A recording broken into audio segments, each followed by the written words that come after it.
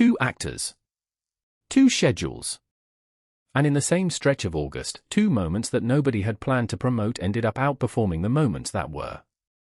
That's the detail worth sitting with before anything else. One of those moments happened during a break. Not a performance, not a promotional slot, a break, the kind of downtime a variety show doesn't script. Tian Xiwei was filming Busy Treasure Hunt when, in between segments, she picked up a mic and covered Jade chose the longest movie. Nobody announced it. There was no countdown, no press release, no brand tag. It was filler time that wasn't supposed to become footage anyone remembered. It became the footage everyone remembered. The clip spread fast enough that netizens gave her a new nickname almost overnight, the KTV Queen, and the hashtag built around the moment, started trending on its own. Verified accounts weighed in, praising the atmosphere she created and a voice fans described as gentle, distinctive, unexpectedly moving for a cover nobody asked her to record. A full version is reportedly set to release in late August 2026, and the comment sections are already doing the marketing for it. I can't stop replaying this, fans keep writing, I'm already waiting for the full version. Here's what makes that worth pausing on, nothing about this was designed to work. It worked anyway.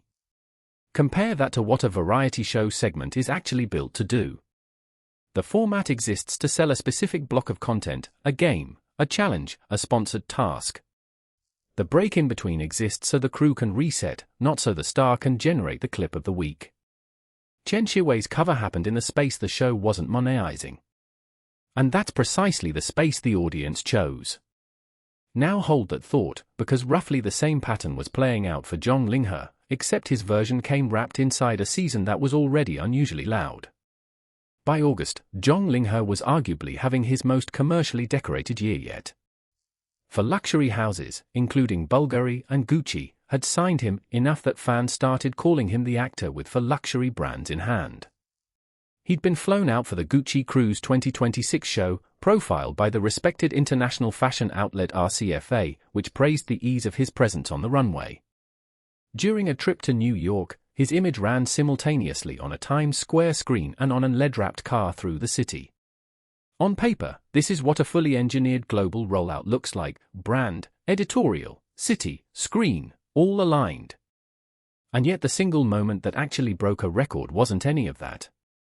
It was 40 seconds. A catwalk segment inside Hallyu TV's 2025 to 2026 New Year's Eve Gala, a live broadcast performance, not a brand shoot, not a sponsored post. That 40-second clip became the first solo video from a male actor born after 1995 to cross 10 million likes on Douyin.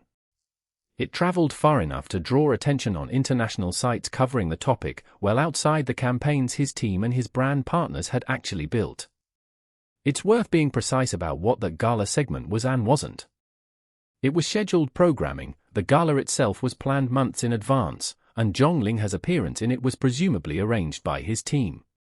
What wasn't planned, at least not in any way the available evidence shows, was the scale of the reaction. Nobody can engineer 10 million likes from a 40-second segment inside a 4-hour broadcast. The performance was on the calendar. The record it set was not. Which brings the two stories back together. A break-time cover nobody scheduled. A 40-second gala clip inside a much bigger, fully planned promotional season. In both cases, the unscripted 5 minutes did more than the official calendar around them. That doesn't mean the planned campaigns failed. Zhang Linghe's brand season was, by any measure, a genuinely strong one, and it's worth separating that from what happened next. But the available evidence does suggest something narrower and still interesting. Audiences in this space may be responding less to the polish of a campaign and more to the moment that feels like it wasn't made for them to see. That reading gets more support once you look past the viral clips and toward the actual work.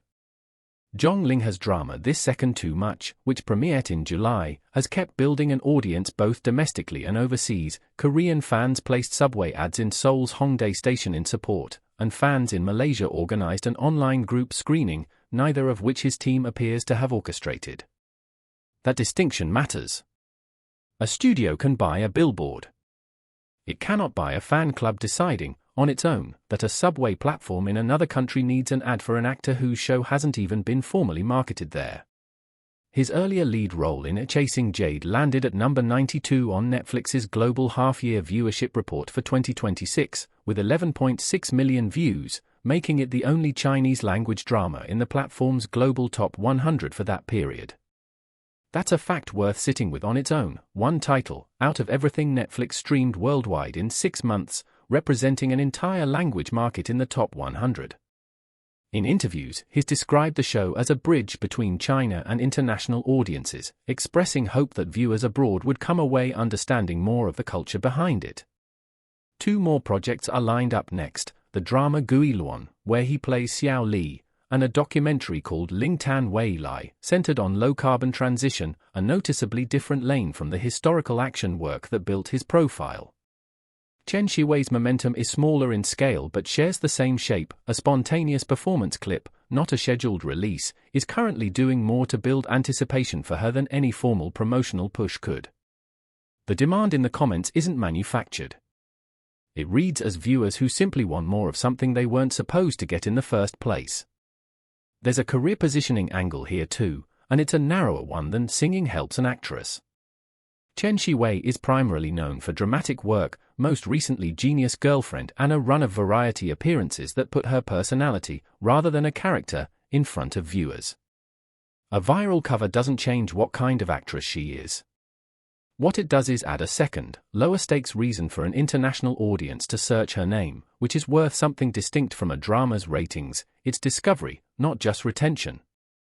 There's a human layer underneath Zhang Linghe's version of this pattern that's worth naming directly, because it may explain part of why the unscripted moments land the way they do.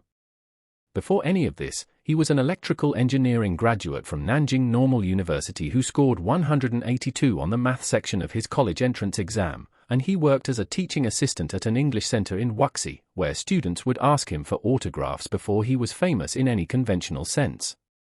For Chasing Jade, he reportedly gained 8 kilograms of muscle and trained in 40 kilograms of armor for the action sequences as Xie Zheng. For Ningen Yu Meng, he wore through 3 pairs of gloves practicing calligraphy. When asked about criticism tied to his background, his response stayed measured rather than defensive. He said it wasn't his place to judge someone else's appearance or background, and that his job was simply to do good work as an actor. During a 2024 birthday livestream, he showed off a sweater his mother had knitted for him, and fans described the moment as unusually sincere. None of that was built for a campaign either. And none of it needed to be. It's tempting to read that measured response to criticism as strategy, a calculated bit of humility timed for maximum goodwill. The evidence doesn't support that reading, and reaching for it would be exactly the kind of overclaim this kind of coverage should avoid. What the evidence does support is simpler. The answer he gave wasn't defensive, and audiences responded to that. Whether it was calculated or not isn't something any outside observer can actually verify, and pretending otherwise would turn an observation into a guess about someone's private intentions. This is where the earlier detail, the break, the 40 seconds, starts to mean more than it did at first.